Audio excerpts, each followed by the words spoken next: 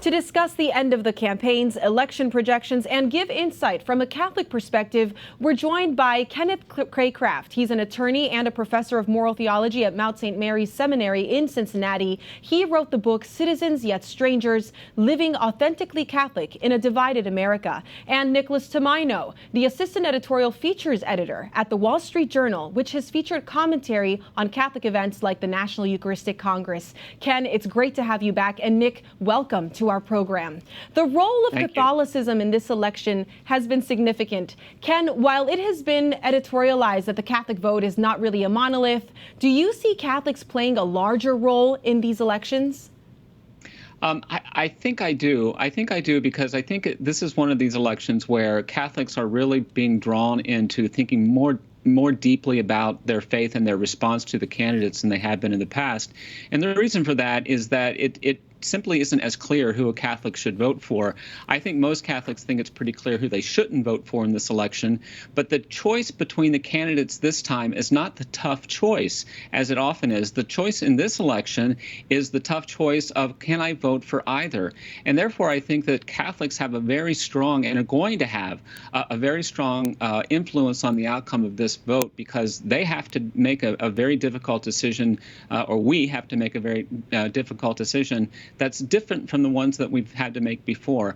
I think that the problem of life and the problem of the candidates' positions on life are going to be performative in this election, and the way that we Catholics look at these two candidates and their stances on life and other things as well is going to have a very big impact on this election. And I think that there's a sense in which Catholics might even have something of an outsized effect on this election, even more so than perhaps in 2020 or 2016. It does call us, again, though, however, to be very careful about the way that we think about our faith and the way that we think about the way that we cast our vote. And if anything, I think Catholics are far more attuned to thinking more deeply about our faith and about the way that our faith has to inform our vote and inform the way that we approach politics in general.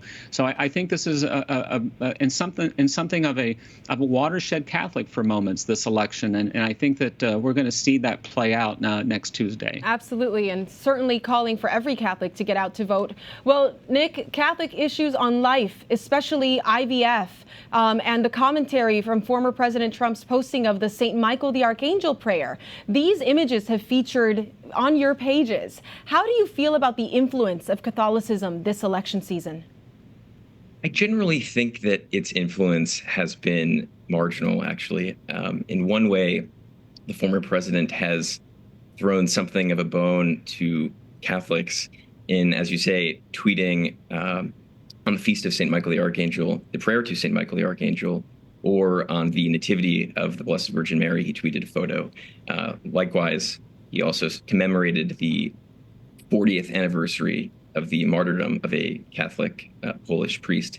But more substantively, I think that issues that animate the Catholic vote, as it were, have been pushed something to the margins. The RNC's platform, for instance, this summer was stripped of its advocacy, or at least traditional full-throated advocacy of life. It stripped its advocacy of the Human Life Amendment. No longer does it support a 20-week national restriction. It also softened its language on marriage. No longer does it define marriage as being between a man and a woman. And as you alluded to, Monse, the party now also supports IVF and access to birth control. So substantively, I do think there is much to be desired from the right.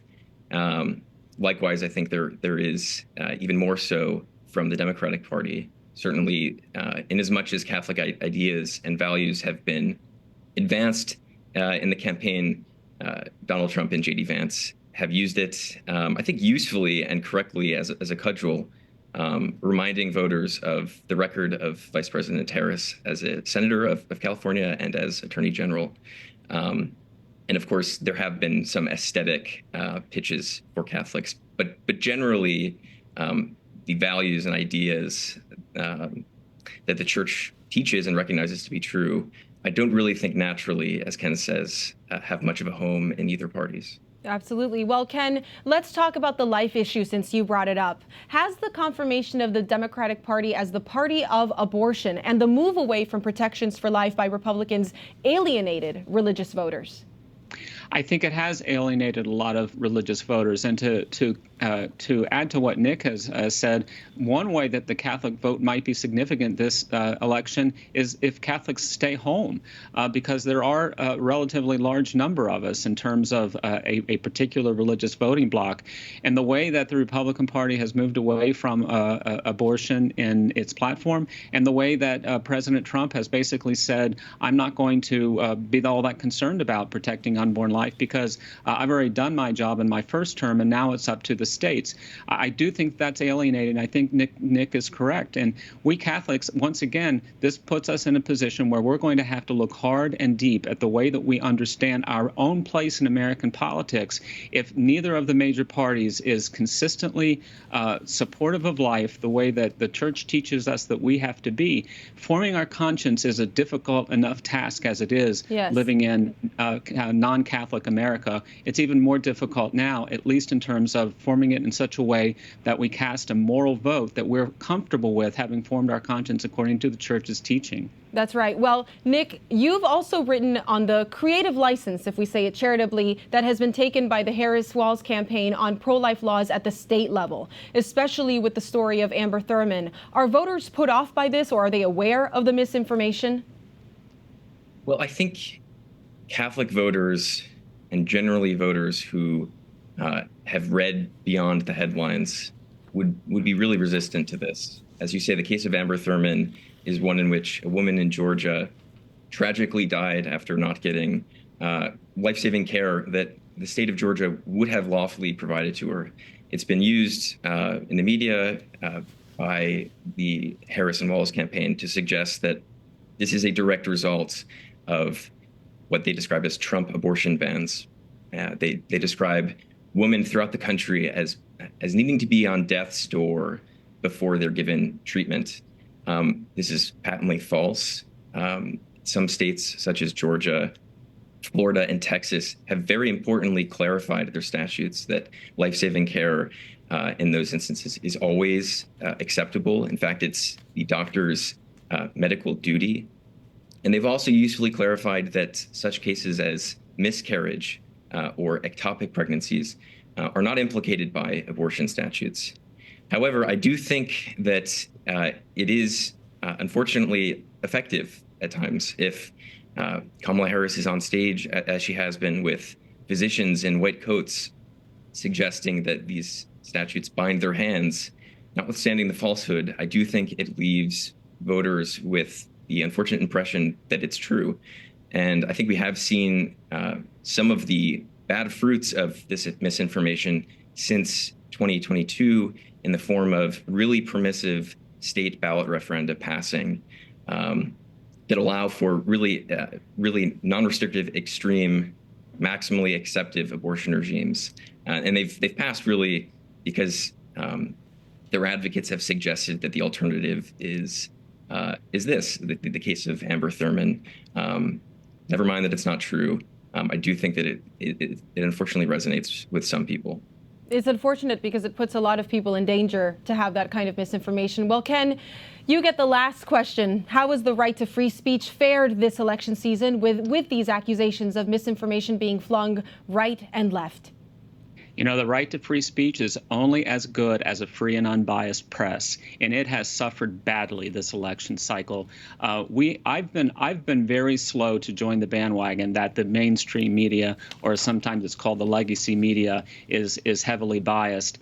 I'm on board with that now. It is heavily biased, and it really is sometimes breathtakingly biased.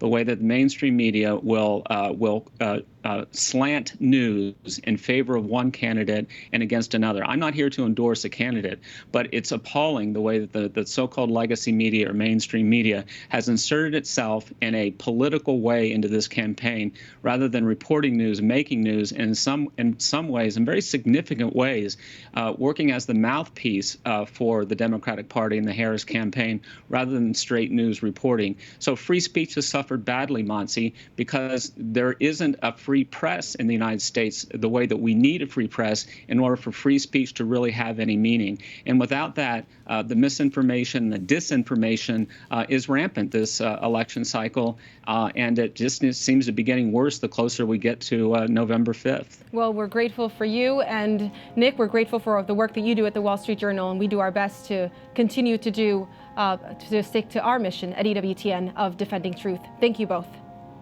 Thank you. Thank you.